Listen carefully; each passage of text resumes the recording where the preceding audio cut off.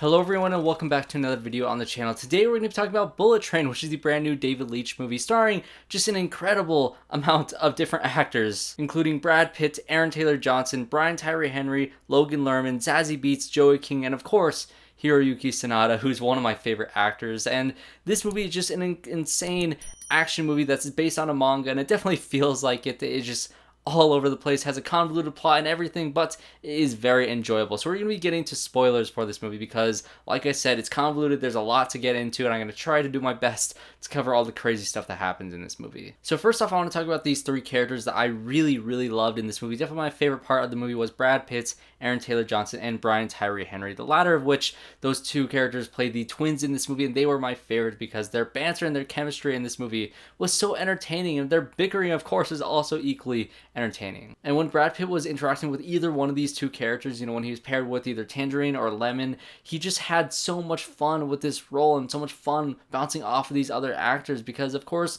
Brad Pitt's one of the most charismatic actors in Hollywood. He's great in these sort of movies, and so, of course, he had so much fun. I think that is what I took away most from this movie, is just that everybody involved was having so much fun in their respective roles, and Brad Pitt played off of everybody like that, whether it was Joey King or Hiroyuki Sanada, even Bad Bunny for a little while that Bad Bunny was in this movie. There's so many different aspects of this movie came together in a really weird and satisfying way with these characters, and I think that is what I took away most, was the fun nature of these characters and their just insane action and just fun, stylized, just gory nature of this movie that I found very entertaining. And there were a couple of weird running jokes and gags that just became really important to the plot for some reason, which I love when weird things like this pops up in movies because, of course, like I said, it's based on a manga, so it's weirdly stylized, and there's this thing with Thomas the Tank Engine and Brian Tyree Henry's character that just went throughout the entire movie, and it's so integral to the plot because he was able to see, like, what are your motivations? Who are you as a person? And who do you relate to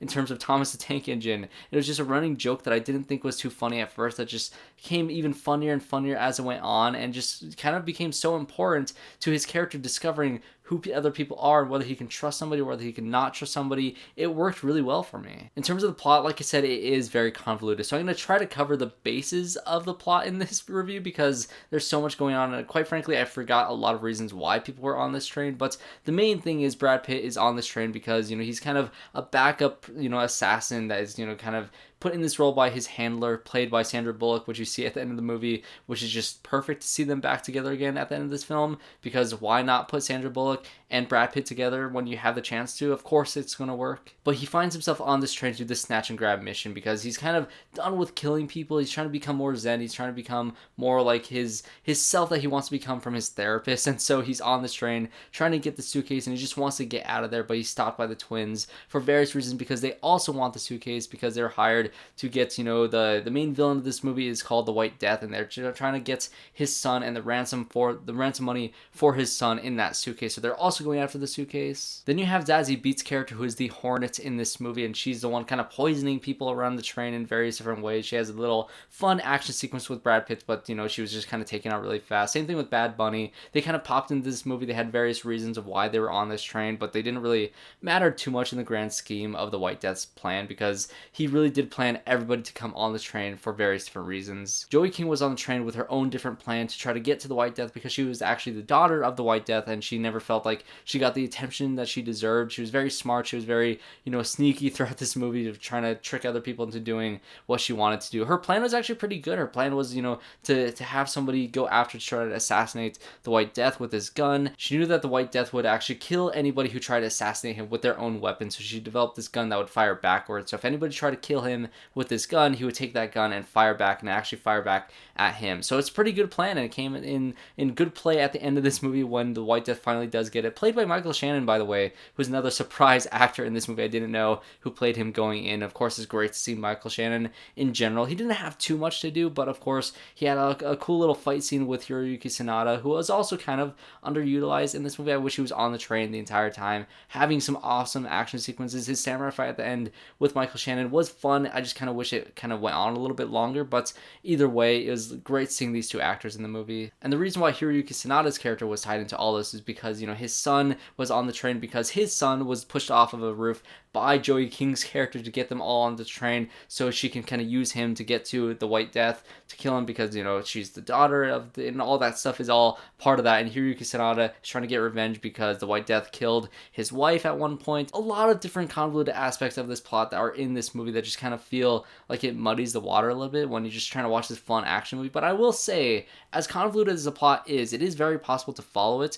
It's kind of hard to remember it afterwards because it throws so many things at you. And the movie does have a lot of editing choices where it'll remind you of different things that you saw in the past because they don't really trust the audience too much to remember that, you know, Joey King put a bomb in the suitcase, even though it was a very memorable thing for her to do. So in the moment of watching the movie, it's not really that big of a problem, but I will say my biggest problem with this movie is probably the pacing. It just, you know, the movie takes place on a speed train, and the speed train stops every once in a while and has like a minute for people to get off the train or to get on the train. And that's how the movie feels. It feels like it goes at 200 miles an hour, has some great action sequences, and then all of a sudden it just kind of stops and just doesn't move for a little bit. And then it just shoots ahead. It goes really fast, and that happens very often for the first half of this movie. Just go, stop, go, stop, go, stop. And it gets kind of exhausting. It feels like the movie's a lot longer than it really is because the last half of the movie really does go into high speed. The last 30 minutes is just insane nonstop action. And I feel like if the movie kind of kept that pace throughout the entire thing, it would have worked well because I think you can find a balance of developing the twins characters at the first half of this movie